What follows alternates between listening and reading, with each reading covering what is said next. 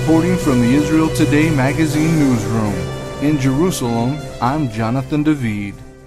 Israeli Vice Prime Minister Shaul Mofaz has declared that a new spirit had taken hold in the Israeli Arab Christian community after meeting with a group of young Arabic-speaking Christians determined to be a part of and to serve the Jewish state. For decades, Israel's Christian community were too cowed by their Muslim neighbors to openly stand with Israel. But when Mofaz visited the home of a Nazareth priest who is encouraging young local Christians to join the Israeli army, he met a group of young people with nothing but courage and conviction. One of those young people, 18-year-old Regda Jarisi, said she's proud of what she's doing, and that God willing, her own children will follow in her footsteps.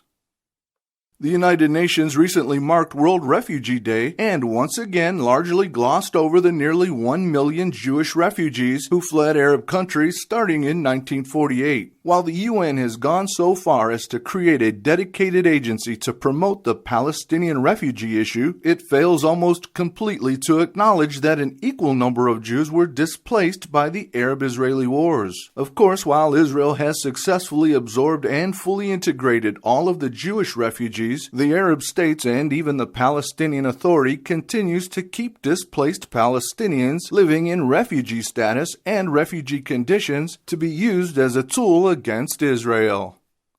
A 15-year-old Syrian girl critically wounded in her nation's ongoing civil war has made a miraculous recovery at a hospital in northern Israel. Doctors at the hospital in the Galilee town of Safed were shocked when the girl got up and walked around just one day after having her leg amputated as a result of massive shrapnel injuries. The girl's Israeli doctors were thrilled by her amazing recovery. The hospital has treated dozens of Syrians hurt in indiscriminate attacks by both government and rebel forces.